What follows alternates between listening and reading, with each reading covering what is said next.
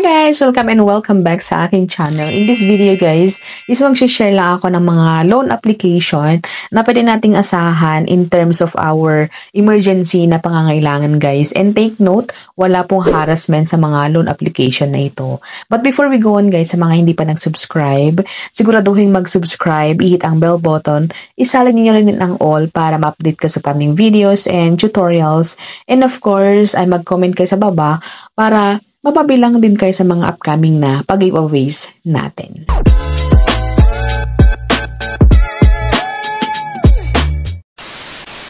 So, ang aking sasabihin guys ay hindi po sila in order. So, in any order, yan. So, hindi po sila top 1, top 2, top 3, ganyan. Pero sila po talaga yung mga naka-install sa aking phone and sila yung mga inaasahan ko in terms of yung mga pangangailangan ko talaga, yung mga gipit times, ganyan. Kasi nga, sila po ay no harassment, ayan, and registered nga po sila sa SEC and even sa CIC. So, nagre-report sila sa CIC. So, ang unahin ko po ay si Tala, ayan. So, si Tala guys ay nagpapautang up to 25,000 pesos. Isang ID lamang po ang pwedeng gamitin dito ay talagang in less than 5 minutes guys ay approve na po tayo sa kanila. E nakagandahan kay Tala guys is hindi lang siya 15 days payable, kundi payable in 60 days. And within that 60 days guys ay pwede nating unti-untiin na bayaran po yung utang natin sa kanila. Ayan. So, sa aking experience naman kay Tala is yung first na loan ko is 1,500. Hindi siya buong natanggap pero yung na less lang po doon is yung transaction fee sa aking GCash account. So, ayun guys. So, may recommend ko po si Tala. So, ang second po natin na i-recommend is si Mabilis Cash. Ayan. So, si Mabilis Cash, pagamat yung experience ko po sa kanya is 300 lamang po yung first na approve sa kanya. But eventually guys is tumaas ng tumaas and medyo nagka-problema tayo. Pero, okay lang yun guys kasi nga ang tip po doon guys is hindi po tayo magbayad in advance kasi nga nadedetect siguro ng system nila. So, meron akong nabasa na sakto lang or yung sa due date lang po tayo magbayad. Para sa ganun is yung loan limit po natin is good and tataas po siya guys. So, kay Mabilis Cash guys ay isang valid ID lamang po ang kailangan and we can loan nga sa kanila up to 30,000 pesos. Ayan. And kay Mabilis Cash naman guys is pwede rin tayong magbayad installment. So, kung nyari pag-uutang tayo sa kanila ng 1,000 pesos, ay pwede nating bayaran in 30 days. So, yung first payment is 15 days and the second is on the 30 days. So, sila ay nag-approve hanggang 4 na term po sa kanila. Ayan. So, na-try ko na rin pong magbayad ng 4. So, kung wala po tayong inaasahang medyo malaki-laki na income na pwede nating ibayad, ay pwede nating hati-hatiin in 4 repayment term. So, ang pangatlo na pwede kong mai-recommend sa inyo guys is si G-Loan. Ayan. So, sa aking experience naman kay G-Loan is masasabi kong good siya. Kasi as first timer ay nakakapag-pa-loan sila agad-agad up to 5,000 pesos. So yung na-avail ko sa kanila is up to 5,000 pesos. Pero since bago po ako sa kanila ay medyo binabaan ko naman po yung aking inutang sa kanila which is 4,000 pesos. And ang kagandahan dito guys is long term talaga siya. Up to 6 months ang loan term niya. So, after 1 month, magbabayad ako ng 800, ganyan. So, hinati-hati. Ayan, so, maganda siya for long term and pag talagang kailangan mo ng puhunan sa negosyo, ganyan, is pwede mo silang maasahan. And, ang kagandahan dito is kung verified po inyong account sa GCash, ay pwede na kayong makapag-loan sa G-Loan. Ayan. So, may re-recommend ko talaga si G-Loan sa inyo guys. Ayan.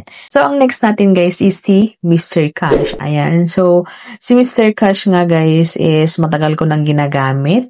Though, syempre malaki ang kanilang transaction fee or yung mga service fee nila. Pero, goods naman sila in terms of mga emergency nga kasi nga na nag-approve sila agad-agad and within that day or within that yung pagpa-process natin ay pasok na pasok agad sa ating GCash. Ayan. So yung mga experience ng iba 24 hours pero yung experience ko guys is within that hour, mga 5 minutes ganyan, or 10 minutes ganyan, is nare-receive ko na yung mga nire-loan ko sa kanila. And yun nga, medyo malaki yung mga service fee, pero syempre pa mga emergency nating mga ilangan, why not nasubukan din si Mr. Cash.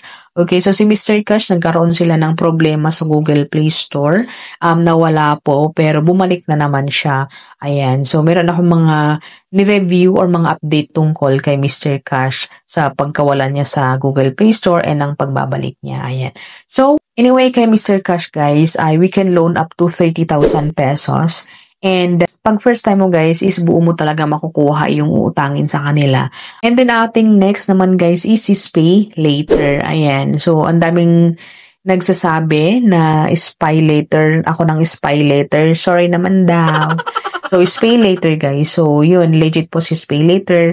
Matagal ko na po siyang ginagamit. And si pay later po is ginagamit sa pangungutang sa mga items sa Shopee. Ayan, kung meron po kayong mga Shopee account ay pwede kayo makapag-avail sa kanila. And minimal lang po yung mga yung interest nito na naipapatong dun sa mga item na nabibili natin sa Shopee. And now, ang kagandahan kay Pay Later ay pwede nating mai-convert yung Pay Later natin na amount sa ating e-wallet. Ayan. So, pwede nating ma-withdraw in cash. So, hindi na yan for yung mga nabibili natin, kundi pwede nating i-avail sa ating e-wallet para may bili natin sa mga allowances, ganyan, or mga bills, ganyan.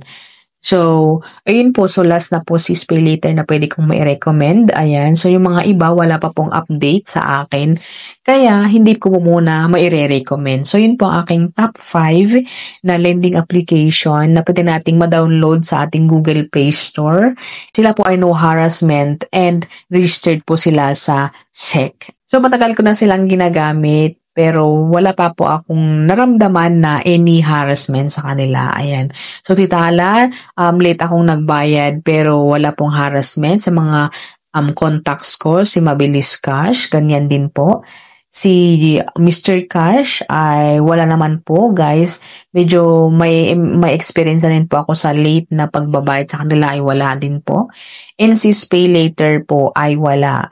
Pero si Pay Later po, guys, 5 days before yung due ay nag-i-email na po sila sa atin and then nagsisend na sila ng notification sa Shopee natin na mag-due na po tayo in 5 days, ganyan. Kay G-Loan naman ay wala pa po akong experience kasi nga bago po akong nag-loan sa kanila. So that's it my video and I hope na nakatulong itong video ito sa mga naghahanap ng utangan, ng mga legit na utangan po talaga. So thank you for watching and do subscribe and hit ang bell button para ma-update ka sa coming videos and tutorials. Thank you for watching. See you on my next one. Bye!